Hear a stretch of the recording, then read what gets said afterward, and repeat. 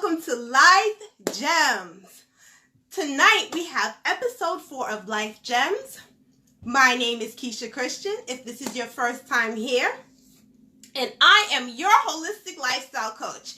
If you are watching this on YouTube, be sure to click the subscribe button and the bell notification so that you can catch any future Life Gemz, or even you could check out the playlist on YouTube for past Life Gemz that I've done. And also you'll be able to check out Just Dropping Gems, a show that I have on there that comes on bi-weekly. You definitely want to check that out as well. So be sure to give me thumbs up. Thank you for the hearts. Love it, love it. Thank you so much for the love. Be sure to check me out, subscribe on YouTube. All right, so tonight, everyone, what I wanted to talk about, as you can see here, hey Daniel, how are you?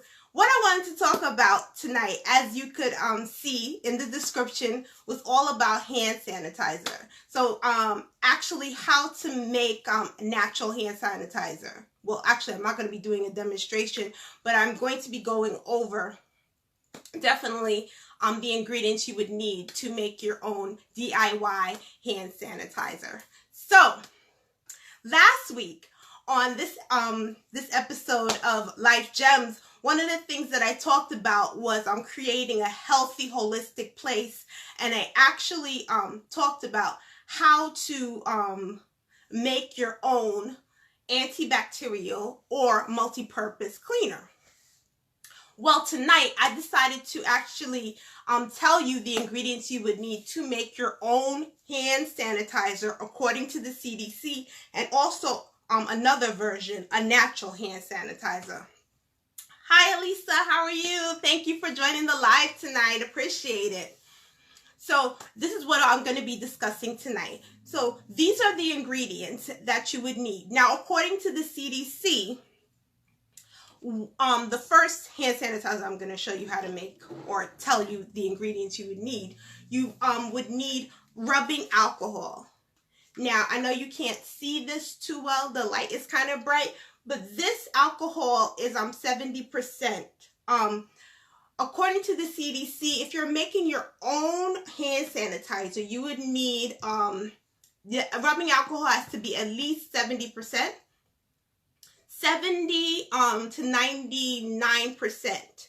The higher the percentage actually is the better, because when you're going to be adding other things to the rubbing alcohol, and that will actually cut down the percentage of the alcohol in here once you add other things. So that's why they said the higher the percentage of it, the better. And it's important that you just don't use the alcohol on your hands alone, because using alcohol is very drying on the skin and can actually cause cracks in the skin, and you don't want that. So the recipe that I found online, according to the CDC, I'll keep saying that again, you would use 2/3. So if you're using a measuring cup, you use 2/3 2/3 of a cup of the rubbing alcohol. And then you would also need aloe vera gel. So aloe vera gel, you would use 1/3 of a cup of the aloe vera gel, and you would mix that together. Very simple recipe. You would mix that together. So the alcohol, and then you have the aloe vera gel you would use. And the reason why you want to use an aloe vera gel, this aloe vera gel I have is actually 99% pure, and this is a aloe vera gel that I use quite often. I actually purchased this on Amazon. The alcohol, I have to admit, I had the alcohol already because I'm a bit of a germaphobe. So, and you know I make products and all that. So that one thing with me is like I wipe down everything. So when I'm wiping down surfaces, counters, everything, because I don't want anything that I'm making to be contaminated. So I always have alcohol on stock. But if you could get the 70%, great. Going back to what I was saying. use the aloe vera. You need the aloe vera because the aloe vera is it will help with moisturizing the skin. As I mentioned before, the rubbing alcohol actually is very drying to the skin and can cause cracks in the skin, and you don't want that. So you want to make sure that if you're using the rubbing alcohol, you incorporate aloe vera in it.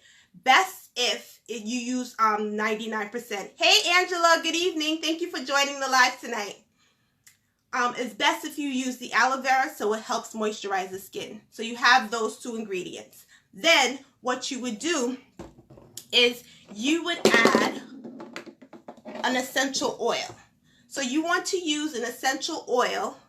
You would use about 8 to 10 drops of essential oil in the mixture.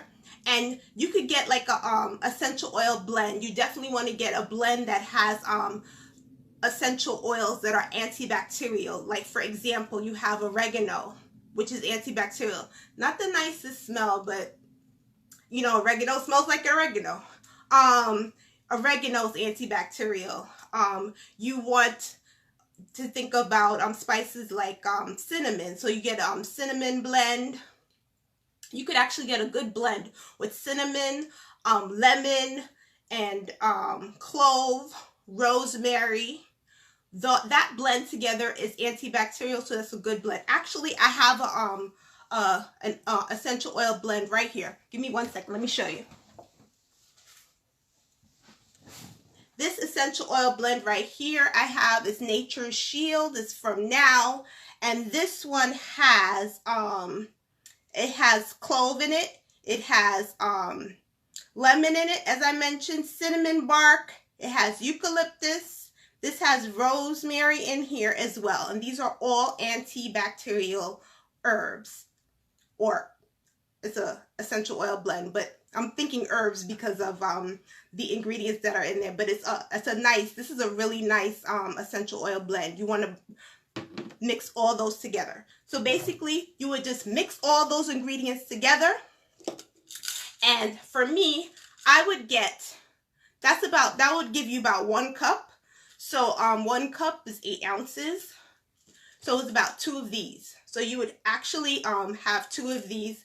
And you could use these type of bottles. This is a cobalt blue bottle. And you would use that, spray it on your hands. And then make sure when you're spraying it, you rub it in. I'm just demonstrating here. Make sure you get in between your fingers, in between the cracks and everything. Now, you would only use this if you don't have soap and water available to you. Please make sure, soap and water, to use soap and water to wash your hands. Now, the other way that you could make an essential, you could make hand sanitizer. You could use ingredients like witch hazel. Because witch hazel is an astringent. Now remember, this is actually antibacterial and not antiviral. So I'm just showing you 2 ways. Another ingredient that you could add is vegetable glycerin. And then you could also add the aloe vera gel. All these things are antibacterial, and it's great for sanitizing your hands. And then you could also use the same essential oil that I mentioned to you. You don't have to use this brand in particular, but make sure you get an essential oil brand, or you get a brand of essential oil that has these type of essential oils in them. And I'll mention them again.